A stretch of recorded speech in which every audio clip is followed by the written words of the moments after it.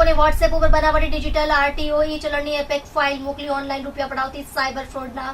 ગુના આચરતી જામતારા ગેંગના 2 સભ્યોને સાયબર ક્રાઇમ સેલે મુંબઈ ખાતેથી ઝડપી પાડ્યા છે। સુરતમાં રહેતા રહીશને ગઈ તારીખ 16/12/2025ના બપોરના કલાક 1 થી તારીખ 30/12/2025ના આશરે કલાક 12:30 વાગ્યા દરમિયાન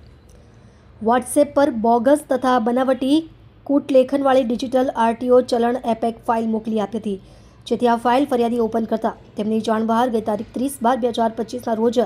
તેમના HDFC બેંકના એકાઉન્ટમાંથી ₹9,60,000 ટ્રાન્સફર થઈ ગયા હતા। આ બનાવ અંગે સાયબર ક્રાઇમ પોલીસે ગુનો નોંધી તપાસ હાથ ધરી હતી। પોલીસે અલગ અલગ ટીમ બનાવી બેંકો તરફથી જરૂરી વિગતો એકત્રિત કરી ટેકનિકલ વર્કઆઉટના આધારે ગુનામાં સંડોવાયેલા આરોપી મુંબઈ ખાતેથી હોવાથી માહિતી મળતા જ એક ટીમ ત્યાં પહોંચી નિલેશ રત્નાકર કલંબે ઉંમર વર્ષ 42, ધંધો રિક્ષા ડ્રાઇવિંગ, રહે 40 નંબર 108 કર્નિક પ્લોટ CGS કોલોની પાસે, ઘાટકોપર વેસ્ટ, મુંબઈ મહારાષ્ટ્ર, મૂળ રહે ગામ વડગાંવ કાછિંબે,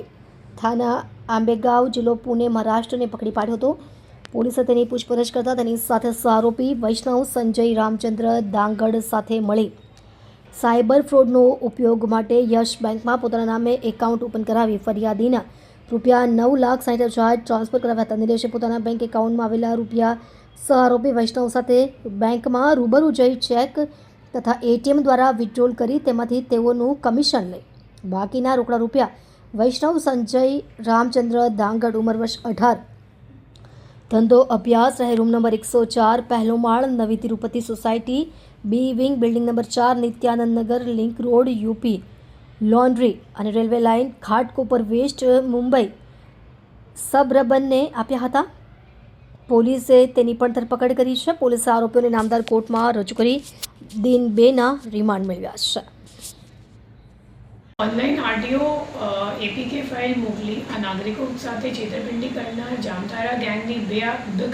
આરોપીઓને સુરત સાયબર ક્રાઇમ સેલ દ્વારા મુંબઈ ઘાટકોપર ઈસ્ટ વેસ્ટથી ઝડપી પાડવામાં આવ્યો છે। બંને આરોપીઓનું નામ છે નિલેશ કલંબે અને વૈષ્ણવ ડાંગર। જે નિલેશ કલંબે છે એ પોતે રિક્ષા ડ્રાઈવર છે અને જે વૈષ્ણવ ડાંગર છે એ 18 વર્ષનો છોકરો છે જે અથાલ અભ્યાસ કરે છે અને નિલેશના છોકરાનું ભાઈબંધ છે અને એ લોકોએ ભેગા મળીને પોતાનું અકાઉન્ટ ખોલાવીને પછી